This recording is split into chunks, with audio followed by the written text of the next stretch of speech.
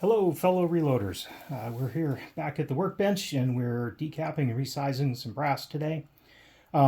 First and foremost, it is your responsibility to do reloading safely. Please take care with it. Second of all, I do not shill for any particular brands. I have presses and equipment from probably every manufacturer there is. People have preferences, that's great. What I do have today is my single stage press. One of my singles, I actually have 3 single stage presses. This one's set up for small pistol because I'm getting ready to shift over and do another brass here that has small pistol and go through the full reloading cycle. So I do want the press that has the small pistol primers. Now, the point of today's video is to talk about the difference between putting a carbide die, and RCBS is kind enough to mark their cases, use a gray colored case for their carbide dies and typically a green colored case for their steel dies. In this case, I have just finished using this steel die, starting to clean up a little bit, getting ready to switch over to the carbide die. And so this steel die is set up right now for a cam over. And that cam over is when you're reading the instructions. And yes, I know most of you don't want to do that, but believe it or not, there's the instructions. All the different brands have them. They all read pretty much the same. When you read the instructions, you're going to see with the carbide die explicitly says, do not cam over the carbide die. Okay. In fact, it's probably a good idea not to let the shell holder face touch the face of the die. Okay. But this is a steel die, and what cam over is for the new beginning reloader. Of course, cam over is an odd thing, but you'll see here as my ram comes up and my shell plate touches the face of the die, there is a point here where if I continue to push on the ram has moved down a little bit, but the handle has moved down, but the ram and the shell plate don't have anywhere to go because they're firmly in contact with the die. When you're full length resizing, this is the contact you want with the steel die to get that full length. So not going to go into how to set up for bumping a shoulder, lots of video on that if you're doing more precision shooting. But if you're reloading to SAMI specs with a steel die, typically you're going to have a cam over setup. So let's get this out of here and let's show the difference when we put the carbide die in. So pull the shell holder off, and I do have a big wrench to do this because my proper wrench disappeared here in the last move. It's not a competition to tighten these rings down, by the way. They just need to be snug so they don't come loose while you're working, but not tightened all the way. So I'll just set that aside for the moment. Let's get my shell holder in here for my 38s.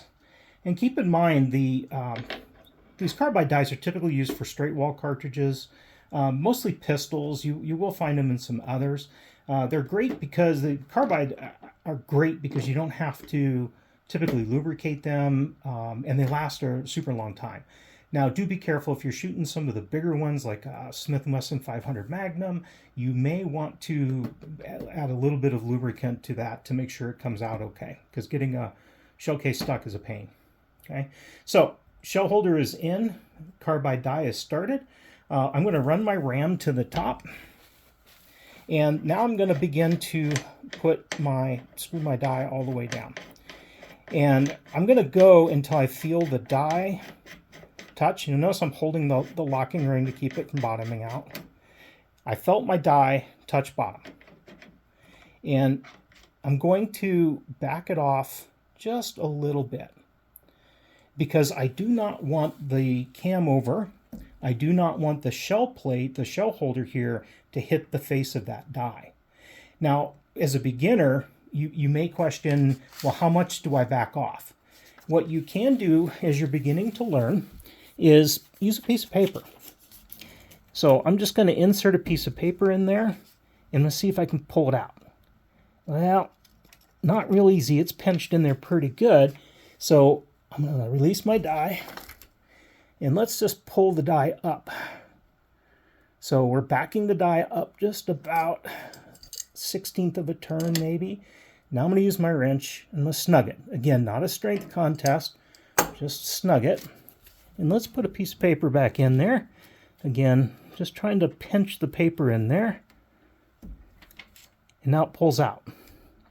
And so by having enough space in there that that pulls out correctly, that the paper pulls out fairly easily, I know that my shell holder face is not in firm contact with my carbide die face. Okay.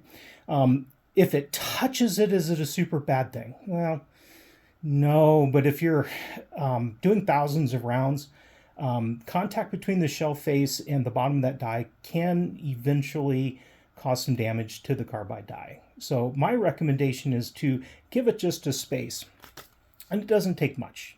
Piece of paper. So that's enough space. I am confident that my shell holder is not going to touch the face of my die. And now we can check. So 357 round here, empty case. I do have a cartridge checker in my hand. Let's make sure that's in all the way. And my primer fell out. I have my primer over here, primer catcher out of the way, just so we can work with this without it being in the way. And let's check. There we are. Dropping in very nicely. Perfectly resized. So is it possible to back off the die and have it too high above? Yes. So you want that the die to be as low as possible without really resting on or without the ram banging into it. You especially don't want to cam over against it. If it touches or it's pinching that paper pretty firmly, not a huge deal. You do want the die to be as low as possible with just that tiniest gap. If you bring the die up too high, of course you won't resize, and the bottom of the case here will not get the diameter won't get pushed in as far as it needs to be. So it is important that that die is in the right position, and for a beginner, this little paper trick can help you figure out where that needs to be. I don't use the paper trick anymore because I can feel when I back them off and I'm comfortable with it, and it becomes an experience thing. So again, be safe. One of my friends pinched a hand in here. I got his thumb with the post from the resizing die, and quite painful. So keep your hands out of it. Also, clean your cases. These carbide dies have really great life to them, but that life is even better if your cases are clean. So clean your cases before you do your resizing. And I pull these dies apart and I clean them before every use, just to be sure they're clean as well and make sure they have good life to them. So with that, be safe.